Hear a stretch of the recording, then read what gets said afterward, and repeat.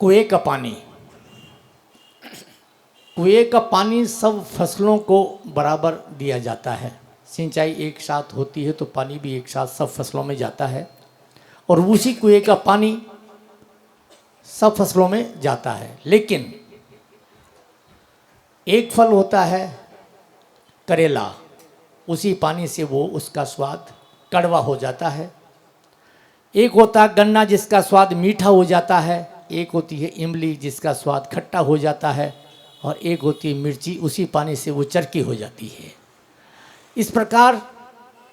इसी प्रकार से एक दृष्टांत और है कि माता पिता भी वही होते हैं, लेकिन 4 बेटे होते हैं तो एक बेटा डॉक्टर बन जाता है, एक बेटा वकील बनता है, एक बेटा डाकू बन जाता है, और एक बेटा मंत्री बन जाता है। ऐसा क्यों होता है, कृपया समाधान करें गुरुवर।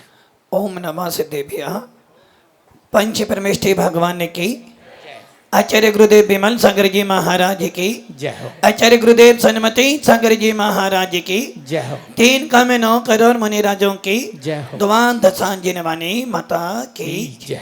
बोलिए परम पूज्य आचार्य सुंदर सागर जी महामुनिराज की जय। जय करा गुरुदेव का, जय करा गुरुदेव का, जय करा गुरुदेव का। नमोस्तु गुरुदेव। अभी अभी आपके सामने जो सवाल रखा गया है कि पानी तो एक ही है, गन्ने में गया मीठा बन गया, इमली में गया खट्टा बन गया, करेले में गया कड़वा बन गया, मिर्ची में गया चरपरा हो गया। अरे भाई तुम इतनी क्यों बात करते हो, आगे तो बोलो। पानी की एक बूंद, वही पानी की एक बूंद जब जिनेंद्र देव के ऊपर गिर जाती है को गंधोदक भी बन जाती है, और वही पानी की बूंद जब साधु के चरणों पे गिर जाती है तो वो चरणों का अभिषेक बन जाता है। तो ये ध्यान रखना, पानी एक होने के बाद भी जैसी जैसी उसकी उपादान योग्यता होती है वैसे वैसा पानी उसमें परिणत हो जाता है।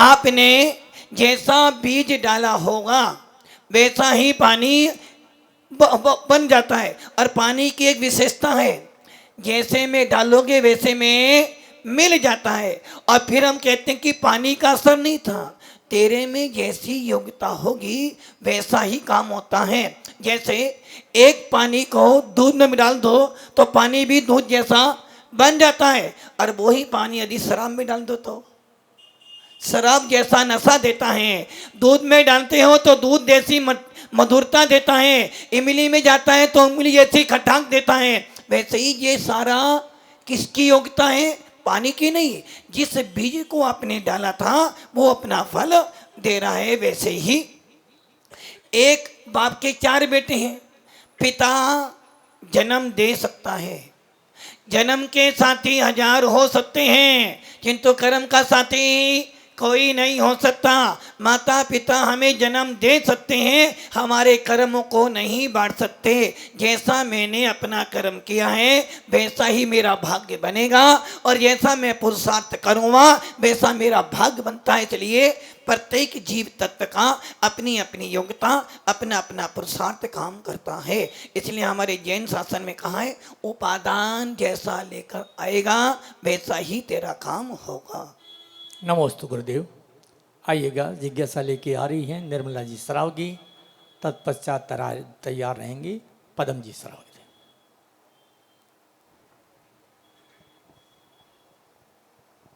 नमस्ते आचार्य, नमस्ते बंदाई माता जी। इच्छा है महाराज जी, तीर्थंकर भगवान की कोई भी माँ जन्म से तो मिथ्या दृष्टि होती है, लेकिन जब बालक गर्भ में आता है उस टाइम पे माँ सम्यक दृष्टि बनती है, या बालक के जन्म के बाद से सम्यक दृष्टि?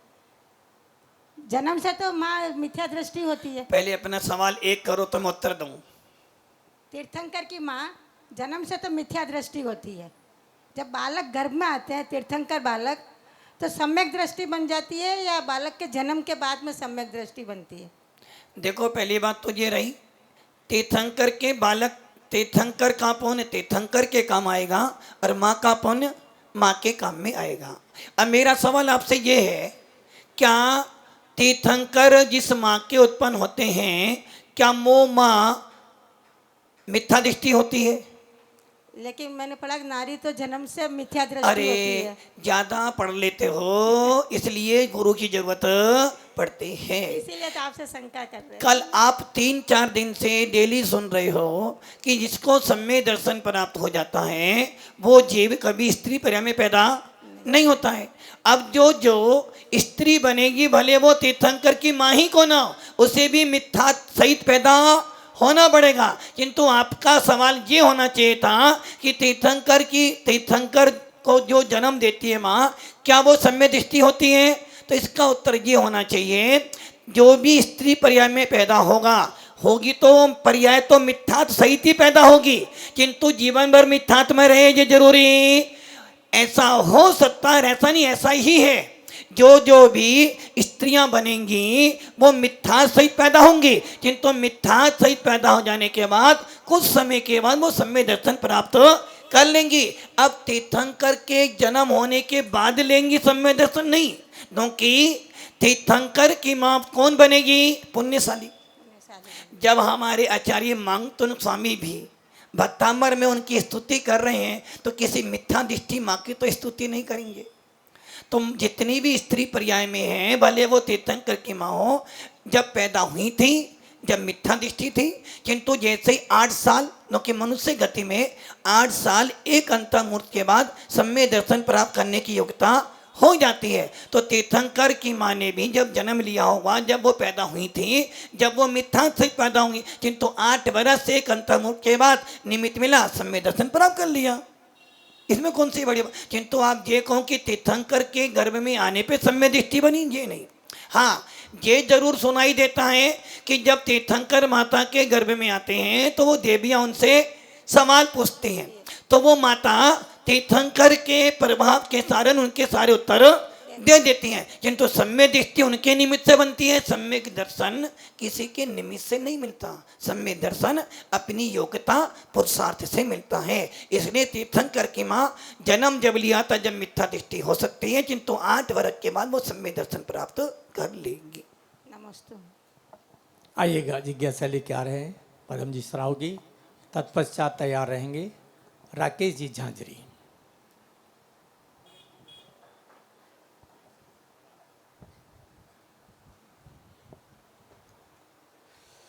आचार्य श्री के चरणों में रत्नत्रय प्राप्ति के हेतु मेरा और मेरे परिवार का त्रैवार नमोस्तु नमोस्तु नमोस्तु। महाराज श्री, मेरी जिज्ञासा आज और कल के प्रवचन से है, जहाँ आपने कसायों के 4 भेद और बताए, अनंतानुबंधी, अप्रत्याख्यान, प्रत्याख्यान और चौथा बताने वाले हैं, तो कुल 16 भेद हो गए, प्रत्येक के 4 हो गए। तो पहले पापों की संख्या जो अब हमने गिनी थी वो 108 के बराबर आ रही थी, एक माला के बराबर। तो अब ये संख्या 1728 हो जाएगी। इन पापों से हमारे पापों का घड़ा बढ़ जाएगा या फिर भी खाली रहेगा? कृपया समाधान करें। आपका सवाल है कि हमने 108 आश्रम के भेद पढ़े, इसलिए माला में 108 थे। जब आपने कसाई पढ़ाई तो पहले तुम सिर्फ क्रोध, मान, माया, लोभ जानते थे। अब अनंतानुबंधी या प्रत्याख्यान और चौथा भेद में बताने वाला हूँ, जो अभी कंप्यूटर में लोक रखा है। किंतु ये ध्यान रखना, हमारे कसाई के अध्यवस्थान कितने हैं? असंख्यात लोक प्रमाण। सिर्फ इतने ही नहीं है, संख्यात नहीं है, असंख्यात, अर्थात एक लोक कितना बड़ा है? असंख्यात प्रदेशी। ऐसे असंख्यात लोक प्रमाण हमारे कसाई के अध्यस्थान है। इसलिए ये ध्यान रखना, इससे गड्ढा भरने वाला नहीं है। पापों का गड्ढा तो इतना बड़ा है कि पूरा विश्व भी समा जाएगा। इसलिए आचार्य भगवंत अपने लब्धि सार जीव कांड आदि में लेते हैं कि जीव के कितने परिणाम है कसाई के? असंख्यात लोक प्रमाण अध्यस्थान है, मतलब कि जिनकी आप गिनती ही नहीं कर सकते हो, इतने हमारे पापों का घड़ा है। और जो कि कसाई है ना, ये तो पाप करवा रही हैं। कसाई बढ़ती हैं, पाप बढ़ता है, कसाई कम होती हैं, पाप कम होता है। इसलिए कसाइयों को जीत लेंगे तो हमारे अध्यस्थान कम हो जाएंगे, और जब अध्यस्थान कम हो जाएंगे तो हमारा गुण स्थान अपने आप बढ़ जाएगा। हम जब पढ़ते हैं ना 5 प्रकार का संसार, दर्व संसार, पंच परावर्तन, दर्व, क्षेत्र, काल, भव और भाव। जब भाव परावर्तन पढ़ते हैं तो उसमें लिखा है कसाइयों के असंख्यात लोग परमान अध्यस्थान होते हैं और योगों के भी इतने ही होते हैं। तो इन सबको परिवर्तित करते करते अनंत काल बीत जाता है। जितना काल द्रव्य संसार का उससे अनंत गुना, क्षेत्र का उससे अनंत गुना, काल का उससे अनंत गुना, भाव का सबसे ज्यादा काल तो भावों का है, क्योंकि भावों की विचित्रता बहुत बड़ी है। और भाव कितने, जितने तेरे शरीर में रोम नहीं उससे ज्यादा तेरे परिणाम बनते हैं। एक एक क्षण में ना जाने कितने कितने परिणाम बनाते। इसलिए पापों का गड्ढा बहुत बड़ा है। जिस प्रकार लोग कहते हैं ना, कहावत है, सबका गड्ढा भर सकता है किंतु 3 गड्ढे कभी नहीं भरते। सबसे पहला पेट का गड्ढा कभी नहीं भरता, खाते रहो खाते रहो खाते रहो खाते रहो, कभी नहीं और कहीं भी चले जाओ, नरक में जाओ तो वहाँ भी खाना, देवे में जाओ वहाँ भी खाना, और यहाँ तो बंदी नहीं होता। दूसरा गड्ढा है शमशान का, पूरा विष भी समा जाए फिर भी वो गड्ढा। और तीसरा गड्ढा है, तीसरा गड्ढा ये जो मनुष्य का मस्तक है ना, कभी भरता ही नहीं। हर रोज हर दिन हर बार सोचता रहता है और एक गड्ढा और रह गया, वो है तुम्हारी तृष्णा का गड्ढा, कभी नहीं भरता है। इसलिए पापों का गड्ढा भरने वाला बस एक बार सम्य दर्शन प्राप्त कर ले, गड्ढा अपने आप खाली हो जाए। आइएगा, राकेश जी झांझरी आ रहे हैं अपनी शंका लेकर के, तत्पश्चात तैयार रहेंगे नमस्ते नरेंद्र जी गदिया। वंदना माता जी, नमस्ते। कल के क्वेश्चन से ही मिलता जुलता क्वेश्चन है आचार्य श्री। अवतारवाद की कल बात कर रहे थे, तो अपने जो आदिनाथ भगवान है किनके अवतार है? आदिनाथ किसी के अवतार नहीं है। आदिनाथ भगवान जो थे अपनी पूर्व पर्याय में सबसे पहले वो एक आदिनाथ भगवान, उनसे पहले भवभूमि में गए थे। भवभूमि से पहले वो देवगति में भी गए। देवगति के बाद भवभूमि के अंदर उन्होंने 2 रिद्धिधारी मुनिराजों को हार दान दिया, जिसके प्रभाव से वो देवगति में चले गए। और देवगति के आने के बाद और थोड़े भव बिताए और उसके बाद स्वर्ग से आए, आदिनाथ बने, मोक्ष में चले गए। अब उन्हें अवतार लेना ही नहीं है। अवतारवाद अपने जैन धर्म में नहीं है? नहीं, जैन धर्म अवतारवाद है ना। एक ही व्यक्ति जब तक मोक्ष ना मिले बार बार अवतार लेगा, बार बार जन्म लेगा। पुनर्जन्म है, किंतु पुनर्जन्म मतलब कैसा पुनर्जन्म? मान लो आप मरोगे, देवगति में जाओगे, वापिस अवतार होगे ना। किंतु जो भगवान बन जाता है, हमारे यहाँ ऐसा नहीं कि वैकुंठ गए, जो लोग वैकुंठ जाएंगे उनका तो अवतार होगा। जो लोग वैकुंठ जाएंगे, स्वर्ग में जाएंगे, वैकुंठ मैंने स्वर्ग, जो स्वर्ग में जाएंगे उनको बार बार जन्म मरण अवतार लेना पड़े। किंतु जो सिद्धालय में जाएंगे, कर्मों का विनाश करते जाएंगे, उनका द्वारा जन्म मरण नहीं होता। इसलिए हमारे यहाँ अवतारवाद तो है, किंतु ऐसा नहीं एक व्यक्ति मोक्ष में गया फिर वही अवतार ले, वही राम वही लक्ष्मण वही सीता वो बन जा, वो हमारे यहाँ नहीं है। अवतारवाद तो हमारे में पुनर्जन्म भी है, अवतारवाद भी है, किंतु जब जीव 8 कर्मों का विनाश कर देता है और भगवान बन जाता है, फिर वो कभी भी अवतार नहीं लेता है। एक छोटा क्वेश्चन और महाराज जी, सनातन धर्म में श्री राम को भगवान के स्वरूप में पूछते हैं, तो अपन जैन धर्म में उसको कैसे माने? अरे भैया, सनातन धर्म किसे कहते हैं? सनातन, जिसका कोई भी अंत न हो।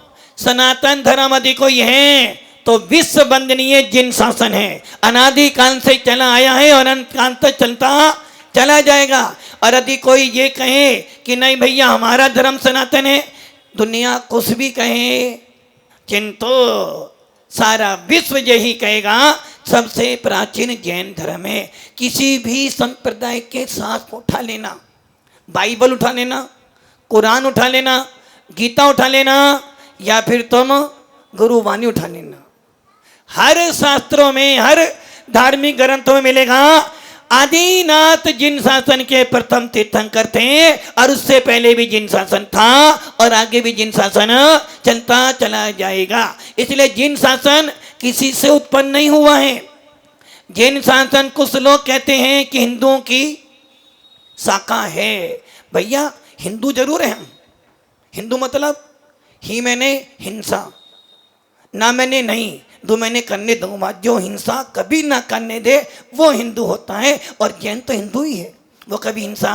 अरे दर भाई ये हिंसा छोड़ो, हम तो अपने परिणामों के अंदर भी राग देश की परिणति करना नहीं चाहते हैं। किंतु कोई हमसे ये कहे कि हिंदू धर्म से जैन पैदा हुआ है, ये 3 काल में नहीं, सनातन है। और रही राम की बात, वो लोग राजा राम को मानते हैं। किनको मानते हैं? राजा राम। राजा राम। और हमारा जैन शासन राजाओं की पूजा नहीं करता है, राजकुमारों की पूजा नहीं करता है। हमारा जैन शासन तो महाराजाओं की पूजा करता है। और महाराजा वो होते हैं जो किसी 1-2 देश के राजा नहीं, पूरे विश्व के महाराजा होते हैं, उनकी पूजा करते हैं। इसलिए राजा राम अयोध्या के हैं, अयोध्या में रहे। राजा राम से पहले भी आदिनाथ राजा हुए थे अयोध्या में, और आदिनाथ के बाद भी और राम राजा के बाद भी राजकुमार महावीर हुए थे। किंतु हमने आदिनाथ को भी नहीं माना। हम ये नहीं कह रहे कि राजा राम ही नहीं, जो राजा बनेगा, भले वो आदिनाथ राजा हो या महावीर राजा हो, हम राजाओं को नहीं मानते। जब तक आदिनाथ भगवान अयोध्या के राजा रहे, 83 लाख पूर्व तक जैन शासन ने भगवान नहीं माना। क्योंकि हमारे यहाँ सिंहासनों की पूजा नहीं होती है। हमारे यहाँ तो सिंहासन से रहित जो हो जाते हैं उनकी पूजा होती है। इसलिए भगवान आदिनाथ को भी हमने कब माना? जब उन्होंने सारा परिग्रह त्याग किया, वन में गए, नंबर 1 बन गए, तो हमने नमस्तुक किया। वैसे ही जैन शासन राजा राम को नहीं मानता। राजा राम अयोध्या के बैठे, हमें कोई आपत्ति नहीं, किंतु हम भगवान राम को मानते हैं, जिन्होंने सब कुछ छोड़कर वीतराग धर्म को धारण कर मोक्ष पधारा था, जिन्होंने कसाईयों को अंत किया, जिन्होंने अपने सारे गुणस्थान अतीत किए। ऐसे भगवान राम को जो ना पूजे वो जैन नहीं है। और हिंदू तो क्या पूछते होंगे राम को, जितना जैन मुनि भगवान राम की वंदना करते हैं। और यही कारण है मांगी तुंगी आज भी भगवान राम के चरणों से पवित्र हुआ है। नमस्ते।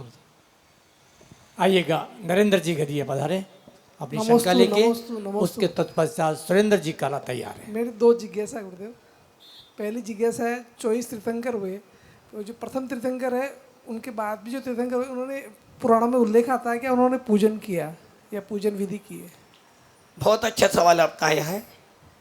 देखो, भले हमें ज्ञान कम है, किंतु छोटी छोटी बातों से भी हमें बहुत अच्छा ज्ञान मिलता है। इनका सवाल कितना अच्छा आया है, यदि सिद्धांति से इसका उत्तर देते हैं तो बहुत अच्छा सवाल इन्होंने पूछा है कि क्या तीर्थंकर पूजा करते हैं? क्या तीर्थंकर पूजा करते हैं? तो भव्य आत्माओं, पहली बात तो ये ध्यान रखना, तीर्थंकर स्वयंभू होते हैं। कौन होते हैं? स्वयंभू। तीर्थंकर का कोई गुरु नहीं होता है। और ये ध्यान रखना, तीर्थंकर कभी किसी पाठशाला में पढ़ने नहीं जाते हैं, क्योंकि वो जन्म से ही मति ज्ञान, श्रुत ज्ञान और अवधि ज्ञान के धारी होते हैं। तीर्थंकर कभी किसी मुनिराज को नमस्तु नहीं करते हैं। अब आप सोचोगे ऐसे तीर्थंकर, जबकि हमने क्या पढ़ा है, मुनि दिख जाए तो।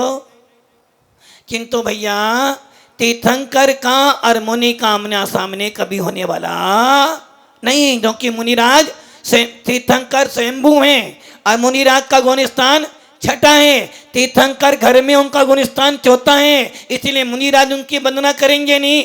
और मुनिराज जो हैं उनको तीर्थंकर कभी नमस्कार नहीं करते। क्यों? क्योंकि यदि तीर्थंकर को मुनि दिख जाएंगे तो ऐसा हो नहीं सकता कि वो नमस्कार ना करें। इसलिए तीर्थंकर का मुनि का दोनों का आमना सामने कभी नहीं होते हैं। इसलिए तीर्थंकर जो होते हैं कभी किसी तीर्थंकर के पास पूजा करने नहीं जाते हैं, क्योंकि तीर्थंकर सिर्फ सिद्धों की पूजा करते हैं। किनकी पूजा करते हैं? सिद्धों की। वो हर पल शुद्ध आत्मा की आराधना करते हैं, और जब दीक्षा भी लेते हैं तो सिद्धे भे नमा। तो वो तीर्थंकर अरहंतों की पूजा नहीं करते, सिद्धों की पूजा करते हैं, कि अरहंत संसारी होते हैं और तीर्थंकर को सिद्ध बनना है, इसलिए वो सिद्ध भगवान आत्मा की पूजा करते हैं। दूसरा जिज्ञासा गुरुदेव, 15 अगस्त आपके सानिध्य में किस तरह धूमधाम से मना सकते हैं गुरुदेव? 15 अगस्त किस प्रकार धूमधाम से मनानी चाहिए?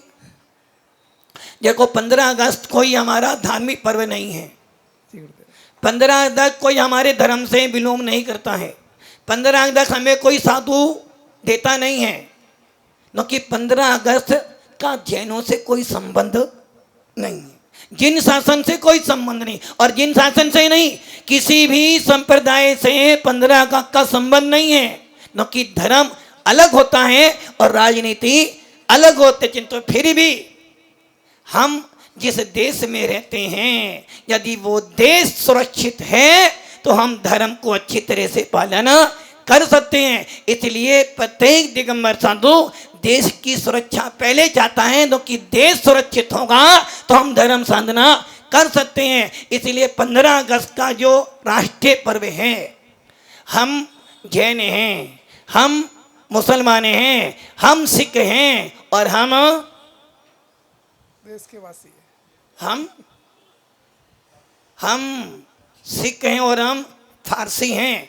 ये ध्यान रखना, ये सारे संप्रदाय बाद में हैं, पहले हम भारतीय हैं, और यदि भारतीय हैं तो हमारा कर्तव्य बनता है राष्ट्र के ध्वज का सम्मान रखें, क्योंकि राष्ट्र का सम्मान होगा तभी धर्म अच्छी तरह से पालन किया जा सकता है। तो 15 अगस्त का प्रोग्राम हमारा राष्ट्र का पर्व है, और प्रत्येक देशवासियों को, भले ही हमें वोट डालने का अधिकार नहीं है, भले ही हमें वोट डालने का अधिकार नहीं है, किंतु ऐसा कौन सा नेता है जो वोट लेने के लिए संतों का आशीर्वाद नहीं लेने आता है। इसलिए भले ही वोट ना देते हो, किंतु वोट से बड़ी सत्ता हम लोग के पास है कि जहाँ एक पीएम भी चरणों में बैठकर आशीर्वाद लेने आता है।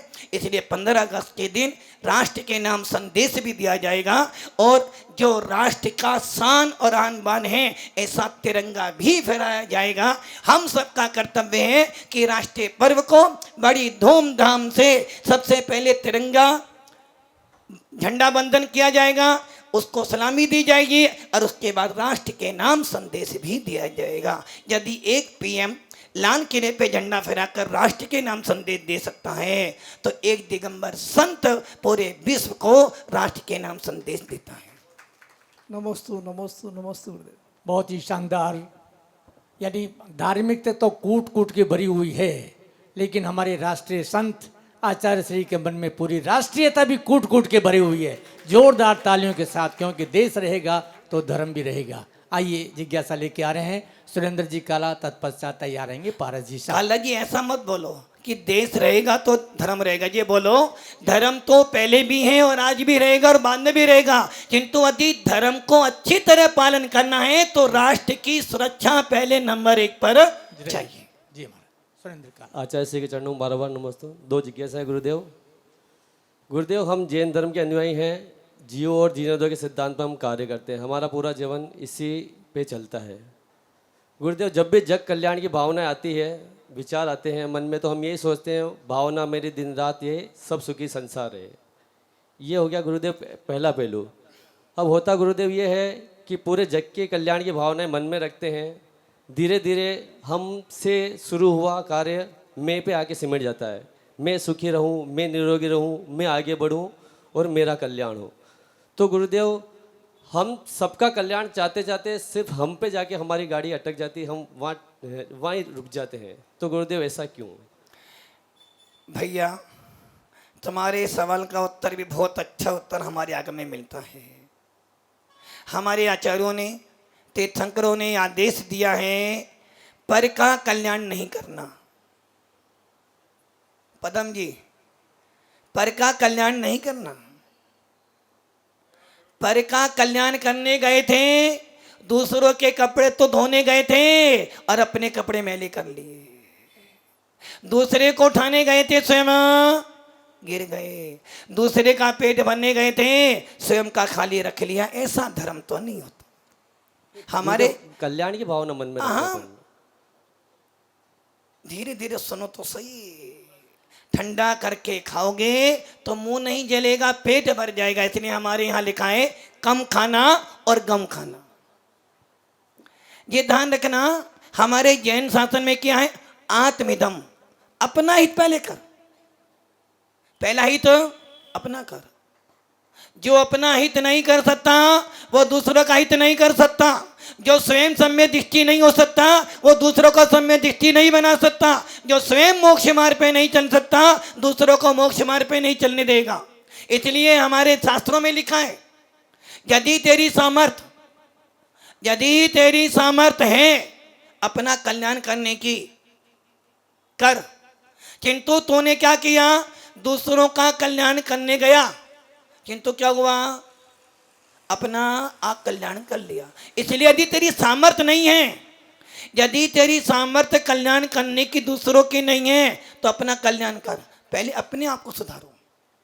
किंतु हमारे जैन शास्त्र में ये भी कहा है, तीर्थंकर जो होते हैं स्वयं का भी कल्याण करते हैं और पर का भी कल्याण करते हैं। ऐसे मुनिराज भी हैं जो स्वयं भी मोक्ष मार्ग पे बढ़ते हैं और संसार के जीवों को भी संसार से दुखों से छुड़ाते हैं। किंतु ऐसा मत करो, दूसरे को संभालने गए थे ना दूसरा संभला और स्वयं भी गिर गए। और रही जन कल्याण की बात, जब भी किसी भी देश में, मैं इंडिया की बात नहीं कर रहा हूं, पूरे विश्व की, जब भी किसी भी देश में आपत्ति आती है, भारत हर देश की सहायता करता है।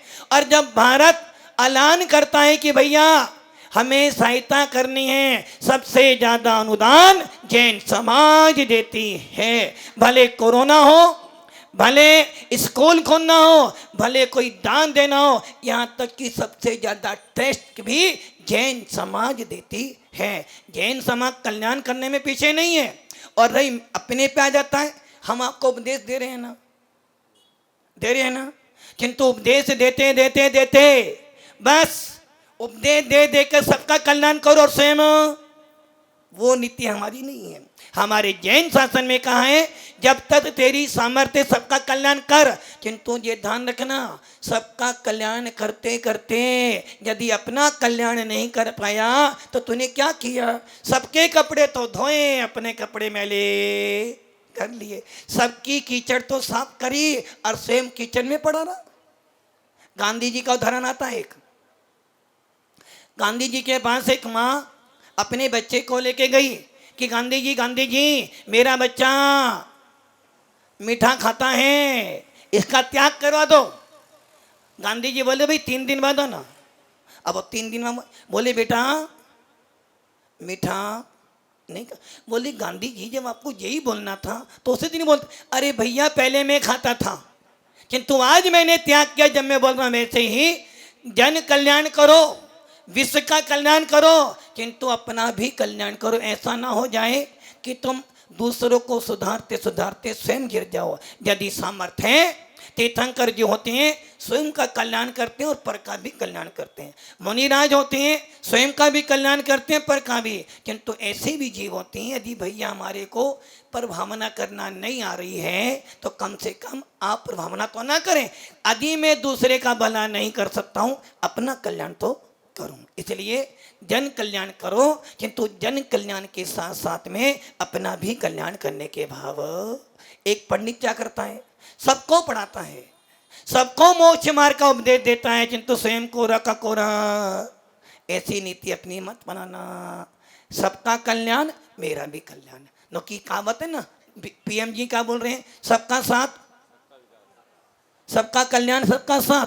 किंतु जैन शासन कह रहा है मेरा कल्याण और सबका कल्याण। अपना भी कल्याण करो भैया। नमस्ते गुरुदेव। गुरुदेव, कितने बार व्यक्ति पुरुषार्थ पूरा करता है लेकिन उसको फल या तो न्यून मिलता है या नहीं मिलता है, तो इसमें दोषी कौन है गुरुदेव? भाग्य दोषी है, हम दोषी हैं, या हमारे द्वारा पुरुषार्थ में कमी रह गई उसके लिए? देखो भैया, मैंने पहले भी बताया था, किसी भी काम को करने के लिए 5 समवाय होते हैं, उपादान, निमित्त, पुरुषार्थ, भाग और काल लब्धि।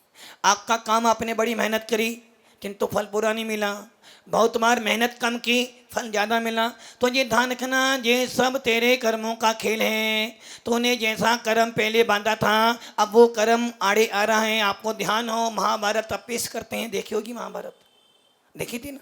परशुराम, याद करो परशुराम को, याद आ गया परशुराम जिसने कितनी बार क्षत्रियों को मारा था? इस पूरे विश्व को क्षत्रियों से कितनी बार अलग करा? 36 बार से लगभग 7 बार, चलो 7 बार माने, 7 बार, और कहीं कहीं और ज्यादा भी मिलता होगा। किंतु जब कर्ण, नाम आया कर्ण का, जब वो विद्या सीखने गया तो उस परशुराम का नियम था कि मैं किसी भी क्षत्रिय को विद्या नहीं सिखाऊंगा, किंतु कर्ण ने झूठ बोलकर विद्या तो सीखी।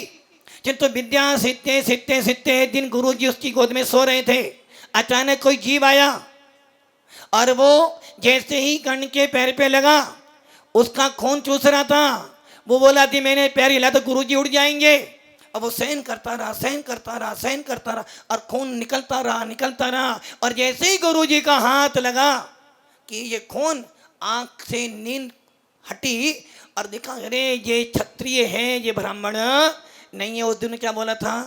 तूने जो मेरी विद्या सीखी है, जिस समय तुझे इसकी बहुत जरूरत पड़ेगी, ये विद्या तेरे काम, तूने मेरा छल किया, वैसे ही ये ध्यान रखना, पुरुषार्थ तो उसने बहुत किया। कहीं ना कहीं कर्म का उदय ऐसा आया कि जब उसको जरूरत पड़ी तो सारी विद्या, रथ भी ढक गया, विद्या का मंत्र भी भूल गया। इसलिए जैसा कर्म हमने किया है वो आड़े तो आएगा। इसलिए फल कम मिले या ज़्यादा मिले कोई फर्क नहीं पड़ता, मेहनत किए जा, एक दिन मोक्ष जरूर मिलेगा।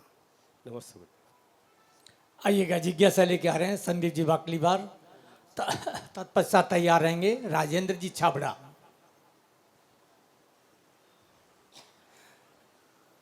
आचार्य भगवान के चरणों में मेरे और मेरे परिवार की तरफ से बारंबार नमस्ते। गुरुदेव, एक जिज्ञासा है, जैसे श्री जी का अपन अभिषेक करते हैं तो अक्सर मतलब हर मंदिरों में होता है, प्रथम अभिषेककर्ताओं को पहले मौका दिया जाता है, उसके बाद अन्य श्रावकों का नंबर आता है। तो गुरुदेव, उनको क्या अधिक पुण्य मिलता है उनके? और इसके साथ में जो बाद में श्रावक बसते हैं सब जल्दबाजी से अभिषेक करते हैं, और कुछ मेरे जैसे होते हैं कि आराम से करेंगे, सबको करने दो। तो गुरुदेव, इसमें होड़ जो रहती अभिषेक करने की होनी चाहिए या कैसे सिस्टम होना चाहिए? मान लो काला जी को यहाँ से भीलवाड़ा से जयपुर जाना है और ट्रेन सीधे 7 बजे है। काला जी भी जा रहे हैं, पदम जी भी जा रहे हैं, हमारे पारस भैया जी जा रहे हैं, और हमारे सुरेंद्र जी भी जा रहे हैं, और इनके पीछे पीछे हमारे वो छावड़ा जी खड़े ना पीछे, वो भी जा रहे हैं, और इनके पीछे संदीप भैया भी खड़ा है। और पता है कि डिब्बे में मात्र 5 ही सीट खाली हैं। कितनी सीट खाली है? 5, और लेने वाले जाने वाले 10 जने। अब बताओ संदीप जी आप क्या करोगे? धक्का मुक्की करेंगे। धक्का मुक्की? अभी तो हमने क्या बोला, जाने वाले 10 हैं, और इतने में तुम तो 10 ही थे। पीछे से राजकुमार बोला भैया मैं भी आ रहा हूं, नो कि काले काले सारे भाई भाई।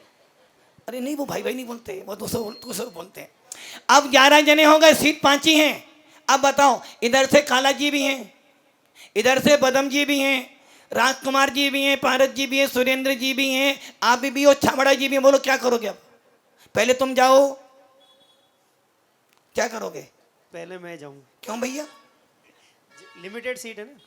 बस जिस प्रकार संसार के काम में सीट सीमित है, वैसे ही धर्म करने की सीट भी सीमित ही है। और आपने बोला प्रथम कलश करने वाले को ज्यादा मूल्य दिया जाता है। देखो भैया, कलश पहली बार करो या दूसरी बार में करना या बाद में करना, कलश का मूल्य नहीं, मूल्य तेरे भावों का है। किंतु प्रथम कलश जो करता है, ध्यान रखना, बिना धन के कोई काम। मान लो, उदाहरण दे रहा हूं, वास्तव में तो मान लेना, किसी मुनिराज ने 15 दिन के, 10 दिन के, 20 दिन के या 5 दिन के, 3 दिन के उपवास किए। अब जब वो 5 दिन के, 3 दिन के, 10 दिन के उपवास करता है तो समाज में क्या विचार आता है? भाई मेरे यहाँ भी तो पढ़ना होना चाहिए। तो आप मान लो हमारे शुभम कीर्ति महाराज जी बैठे हुए हैं, उन्होंने 10 उपवास किए। अब चौका कौन कौन लगाएगा? आप चौका लगाओगे? क्यों? सबके लिए लगाएंगे। पहले बोलो, पहले काला जी लगाने हैं, पहले पारस जी लगाने हैं, पहले सोनलाल जी लगाने, पहले पदम में हम बाद में लगा लेंगे। भावना क्या भाओगे कि महाराज यदि साधना कर रहा है तो चौका तो और भावना का मेरे घर में ही हार हो जाए, प्रयास करोगे। वैसे ही ये ध्यान रखना, भगवान के प्रथम अभिषेक का मूल्य इसलिए ताकि लोगों में धर्म के प्रति इच्छा उत्पन्न हो। वैसे लोग दान करते नहीं। यदि किसी मंदिर में ये भावना बना दे भाई हम बोली नहीं करेंगे, जिसकी जो इच्छा वो दे दें, तो इंसान क्या करता है, सामर्थ्य तो लाख रुपए की याद देता है 1000 रुपये। इसलिए बोली वाला जब प्रथम कलश करता, अरे भैया लाखों के लोग खड़े हैं और प्रथम कलश वाला जब अभिषेक करने जाता है तो उसके भावों में आज मैंने भगवान का अभिषेक पहली बार, प्रथम बार मैंने किया, आज पहली बार, तो भावों में प्रशंसा होती है। किंतु कसाईयों के लिए नहीं करना। और यदि तुम्हें लग रहा कि बहुत भीड़ भाड़ी है, धक्का मुक्का लगा के जा रहे हैं, भैया पहले तो कर ले, मैं 1 घंटे बाद भी करूँगा तो मेरे भगवान मेरे से नाराज होने वाले नहीं है। किंतु भगवान का अभिषेक करके विवेक जरूर रखो, ताकि सामने वाला लगे अभिषेक करना है, ड्यूटी मत रखो। बस जाना है मंदिर में अभिषेक करके जल्दी से आना है, ड्यूटी मत समझो, कर्तव्य समझो। और ड्यूटी समझोगे तो कर्मों की डांट जरूर लगेगी, और कर्तव्य समझ के करोगे कर्मों की मार से हट जाओगे। इसलिए भगवान की पूजा करनी हो, अभिषेक करना हो, शांति से क्षमता भाव से करो। और ऐसा भी ना हो जाए कि सब तो कर जाए तुम पीछे रह जाओ, ऐसा भी नहीं करना। एक भगवान जैसे अभिषेक 2 कलशों से करें या 1 से करें, मतलब कोई 2 से करता है, कोई 1 से पूरे सभी भगवानों पे कर देता है। अच्छा ये बताओ, घर में खाना सब खाते हैं कि खाता है? सभी खाते हैं खाना। तो फिर अरे भगवान का अभिषेक तो कितने भगवान हो। अरे भैया आदि मेरा वश सो धर्मेंद्र, यदि 170 तीर्थंकर भी उत्पन्न हो जाए तो वो क्या कहने, भैया अभिषेक तो मैं ही करूँगा। अरे 170 नहीं, असंख्यात तीर्थंकर भी होंगे तो 100 दम भैया अभिषेक तो। ऐसे भैया भगवान का अभिषेक 1 पे करो, 1000 रुपये करो, लेकिन विवेक पूर्वक भावों से करो तो पुण्य मिलेगा। ओम नमः शिवाय। नहीं, इनका प्रश्न महाराज जी दूसरी तरह से था। क्या उनका सवाल ये नहीं था 2 कलश 2 हाथों से करो। अरे 4 हाथ बनाओ ना। 100 धर्मेंद्र जब अपना भगवान का अभिषेक करता है, 1000 नेत्र से उनको देखता है, तो तुम्हारी सामर्थ्य तुम 10 बनाओ, करो भगवान का अभिषेक। दोनों हाथों से करो या 4 हाथों से करो, भावों से करो। नमोस्तु गुरुदेव, नमोस्तु गुरुदेव। इनके बाद तैयार रहेंगे निर्मल जी बच। गुरुदेव, प्रवचन में भी गुरुदेव के मुंह से सुना है और हमने स्वाध्याय में भी सुना है 3 शब्द, क्रिया, परिणाम और अभिप्राय। फल तो परिणामों का लगता है, ऐसा बार बार सुनने में आता है। बिना भाव शून्य क्रिया का फल कुछ भी नहीं होता। लेकिन ये भी पढ़ने में आता है कि ज़्यादा फल तो अभिप्राय का लगता है। जैसे अगर 100 अंक मिलने वाले हों तो क्रिया का 1, भाव का 9 और अभिप्राय का 90। इस ढंग से भी पढ़ने में आया है। तो ये अभिप्राय, भाव, परिणाम और अभिप्राय, अभिप्राय को लोग भाई इंटेंशन बोल देते हैं। इंटेंशन मतलब जिस पे खाना गर्म होता है? नहीं, वो तो नहीं। अभिप्राय वो किसमें एक शब्द बोल के छोड़ देते हैं। मैं इसका वास्तविक, जब इतना अंतर है भाव में और अभिप्राय में, तो 9 और 90 का, तो ये अभिप्राय क्या है? सम्यक दृष्टि वाला अभिप्राय है, मित्र अभिप्राय है, या विशेष क्या है? इस पे अपना थोड़ा हमको देखो भैया, अभिप्राय, परिणाम और भाव। मैं हार किस अभिप्राय से करने जाता हूँ, मैं उपदेश किस अभिप्राय से सुनने जाता हूँ, मैं जिन वाणी को किस अभिप्राय से बतलाता हूँ, ये ध्यान रखना। अभिप्राय बोलो, भाव बोलो, परिणाम बोलो, कुछ ज़्यादा अंतर नहीं है। अभिप्राय मतलब मेरे भाव क्या है, मेरा प्रयोजन क्या है।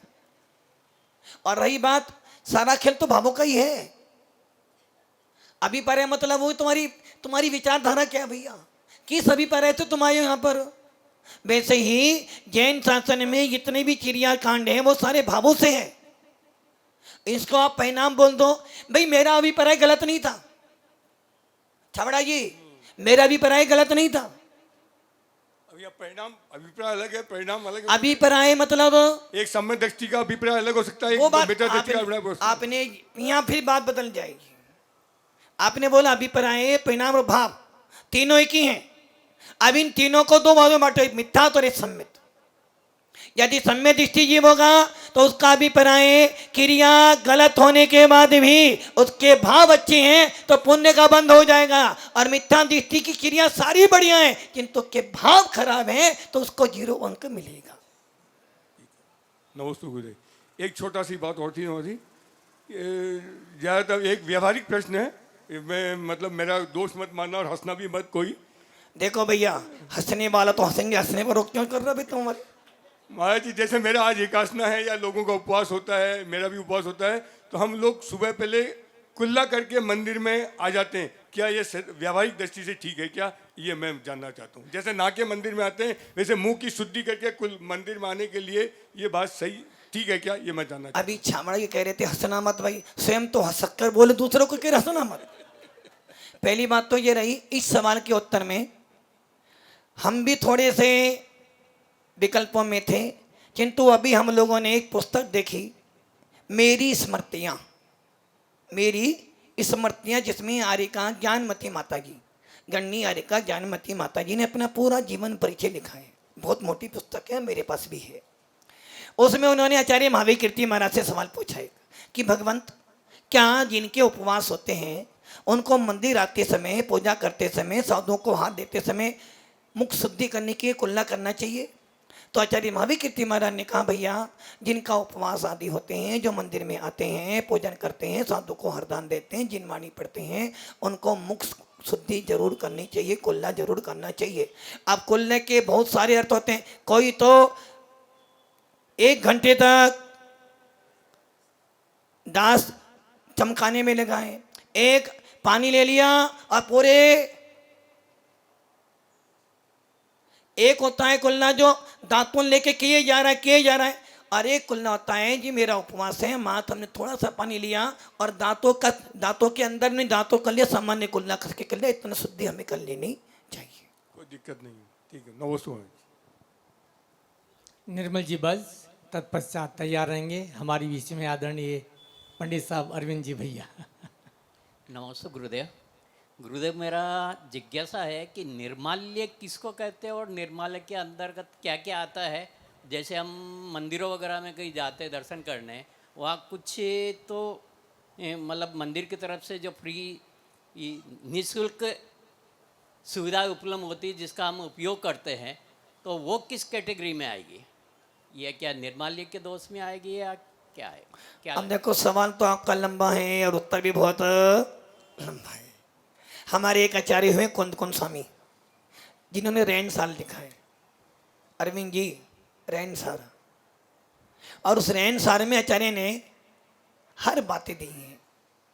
अब निर्माल की परिभाषा, निर्माल जो वस्तुएं आपने जिनेंद्र देव को मंत्र बोल के चढ़ा दी हैं वो सारी वस्तु निर्माल्य है।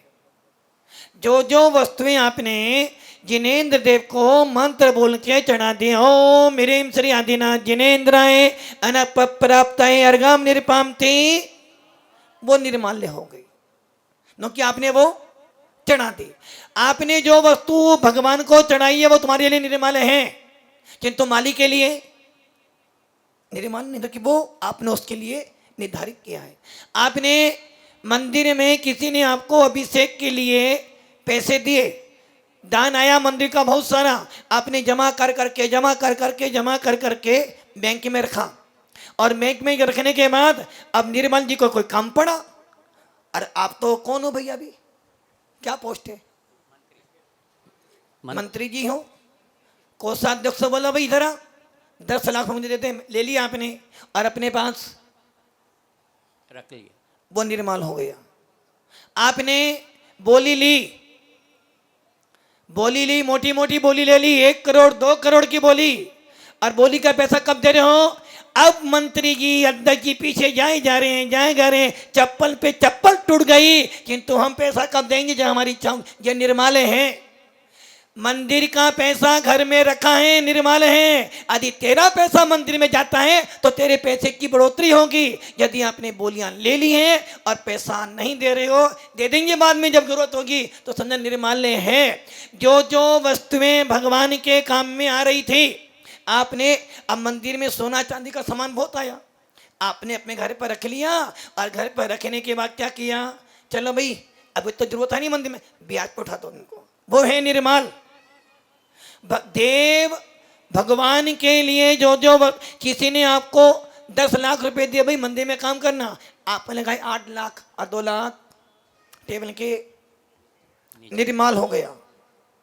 आपने भगवान की पूजा के लिए 10 किलो चावल लिए, 8 किलो तो पूजा करिए, 2 किलो चावल निर्माल है। जिनेंद्र देव के लिए जो जो चढ़ाया गया वो सब निर्माल है। और जिनेंद्र देव की संपत्ति को कभी भी खाने का प्रयास, बहुत बार तो ऐसा होता है दान तो आया अकाउंट में चढ़ाया ही नहीं, सीधा जेब में चला गया, निर्माल है। और जो निर्माल खाता है उसकी दुर्गति हो जाती है। इसलिए जिनेंद्र देव को चढ़ाया हुआ माल कभी भी नहीं लेना चाहिए। घटना बहुत बड़ी चौड़ी है, कभी आराम से पूछना तो बताएंगे। नमस्ते गुरु। प्रतिष्ठाचार्य एक बात पंडित अरविंद भैया जी। निर्माल्य से संबंधित ही है, जो अपने रोज छत चढ़ाते हैं और चौ चढ़ाते हैं, बहुत से लोग घर से लेके आते हैं चांदी का, वापस घर ले जाते हैं।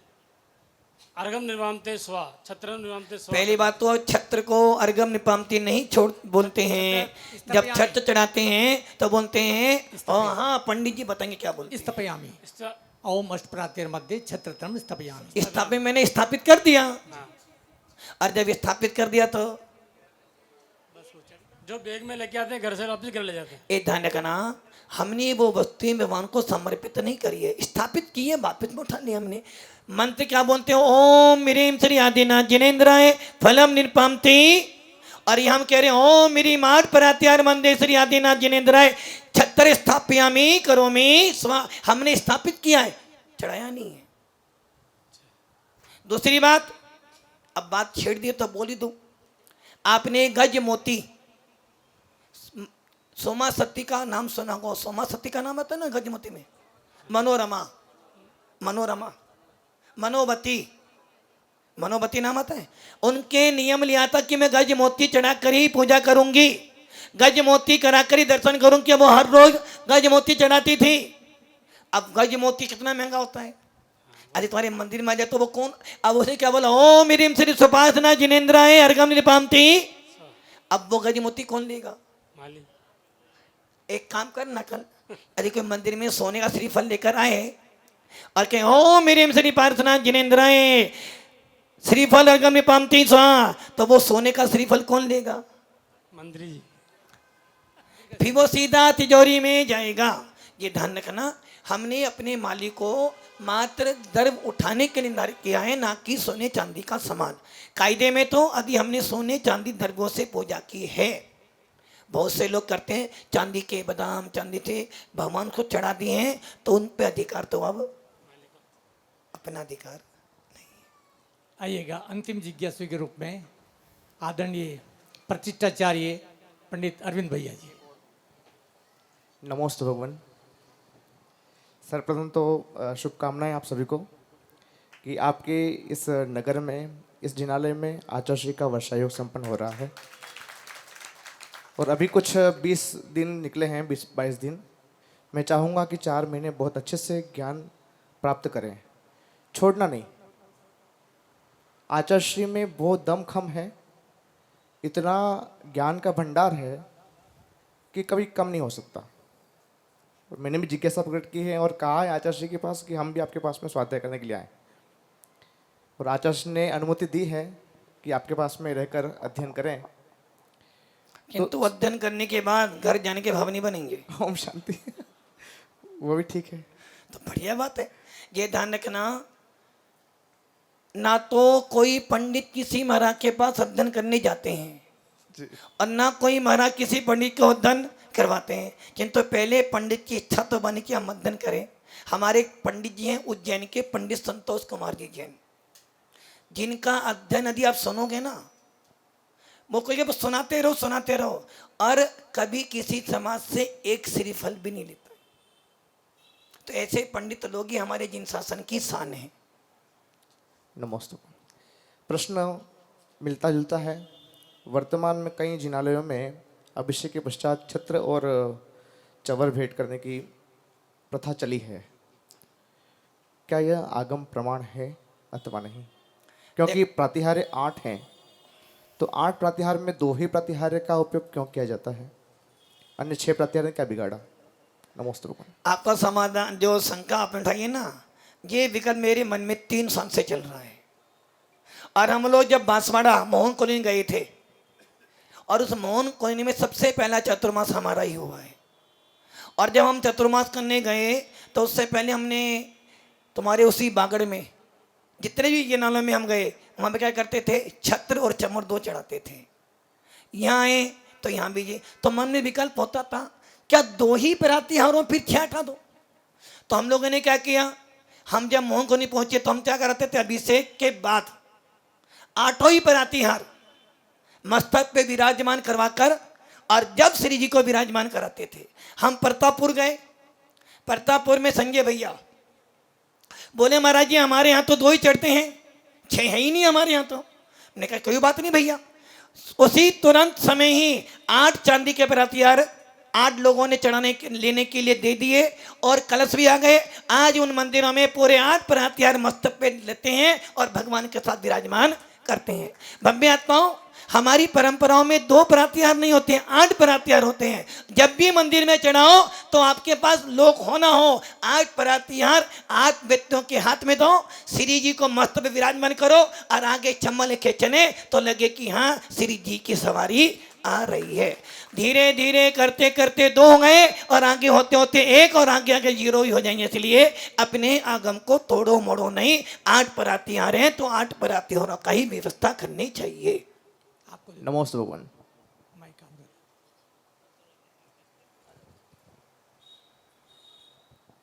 नमोस्तु भगवान। नमोस्तु नमोस्तु। मेरा प्रश्न है गुरुदेव, आज स्वाध्याय से जो संबंधित है उससे प्रश्न है कि आहारक शरीर भावलिंगी मुनियों के होते हैं, तो क्या वर्तमान समय में भी भावलिंगी मुनि के आहारक शरीर निकलते हैं और अपनी निकलते तो अपनी शंका का समाधान करने कहाँ जाते हैं दोस्तों? क्योंकि वर्तमान में भरत क्षेत्र और ऐरावत क्षेत्र में तो न तो तीर्थंकर हैं और न ही केवली है ना शुद्ध केवली। हाँ, और शुद्ध केवली है, दोनों ही नहीं है। अब आपकी शंका मैं पूरी कर देता हूँ। इनकी शंका है कि महाराज जी हारस शरीर जो होता है मुनियों के ही होता है और छठे गुण स्थानवर्ती मुनियों को ही होता है, भावलिंगी मुनियों के ही होता है। और वो हारस शरीर क्यों निकलता है? जब किसी तत्व में शंका होती है तो जब अपने क्षेत्र में केवली शुद्ध केवली ना हो तो जहाँ केवली शुद्ध केवली विराजमान हो वहाँ जाकर उनकी शंका निवारण करने के लिए जाता है। अब वर्तमान काल में पंचम काल चल रहा है। इस पंचम काल में ये तो निश्चित है कि आहारस शरीर भावलिंगी मुनि के निकलेगा। तो मेरा भी सवाल अभी यही है आप सबसे, क्या पंचम काल में भावलिंगी मुनिराज होते हैं? क्या पंचम काल में सोनलाल जी खड़े हो जाओ, बुढ़ापा आ गया भैया, भैया माइक दे दो इनको, क्योंकि सोनलाल जी आवाज तो सब सुनने तो मालूम पड़े भाई। हाँ सोनलाल जी, पंचम काल में भावलिंगी मुनिराज होते हैं? भावलिंगी में तो सुना नहीं होते हैं। नहीं होते हैं। चलो जी आप बैठ जाओ, जरा पदम जी को माइक दे दो। काला जी आप भी तैयार हो जाना, क्योंकि हारस शरीर श्री भावलिंगी मुनिराजों के ही होता है। हारस शरीर श्री भावलिंगी मुनिराजों के ही होता है। हाँ, मुनिराजों के पास द्रव्य तो होता ही नहीं महाराज जी, तो द्रव्य तो कोई होता ही नहीं है। क्या चीज? कोई द्रव्य तो होता ही नहीं मुनिराजों मैंने के क्या पास बोला? में। आपके माइक में ठंडी ठंडी हवा आ रही है, मेरी बात ध्यान रखना। हारस शरीर श्री भावलिंगी मुनिराजों के ही होता है और पंचम काल में हारस शरीर होता नहीं और बिना भावलिंगी के हारस शरीर हो नहीं सकता। तब आपका सवाल ये बताना है क्या पंचम काल में भावलिंगी मुनिराज होते हैं? पता नहीं महाराज जी। देखो कितना अच्छा होता है ना, ध्यान पता ही। चलो काला जी बताएंगे। मैं जो समझ पाया हूँ उसी नहीं नहीं, से- तुम्हारी समझ से काम नहीं चलेगा जी महाराज। हारस शरीर भावलिंगियों के होता है, यदि हारस शरीर नहीं है तो भावलिंगी नहीं है। अगर भावलिंगी नहीं है तो द्रव्यलिंगी भी नहीं हो सकता, इसलिए भावलिंगी तो होता ही है। कौन? मुनिराज कोई भी आहार नहीं, हारस शरीर जिनके वो तो भावलिंगी ही होगा, किंतु सवाल है क्या पंचम काल में भावलिंगी हैं? तो यदि भावलिंगी होंगे तो हारस शरीर होगा ही होगा, तो, और पंचम काल में हारस शरीर है ही नहीं, होता ही नहीं, तो अब भावलिंगी होते नहीं होते। उस हिसाब से नहीं होने चाहिए, लेकिन जो इसलिए मैंने क्या किया था, बस जरा सा मैंने तुम्हें घुमाया और अब सब घूम गए। ये ध्यान रख लेना, पंचम काल के अंतिम समय तक भावलिंगी मुनिराज पाए जाएंगे। पंचम काल के अंतिम समय तक भावलिंगी मुनिराज होते हैं, होते रहेंगे, किंतु पंचम काल में हारस शरीर इसलिए नहीं होता कि यहाँ पर केवली सुख केवली नहीं है, और पंचम काल में हारस शरीर इसलिए नहीं होता क्योंकि हारस शरीर के लिए आहारक रिद्धि चाहिए, और आज मुनिराजों के पास कोई रिद्धि नहीं होती, इसलिए मुनिराजों के पास हारस शरीर नहीं होता, वो मात्र चतुर्थ काल में निकलता है। इसलिए पंचम काल के अंतिम समय तक भी भावलिंगी मुनिराज पाए जाएंगे।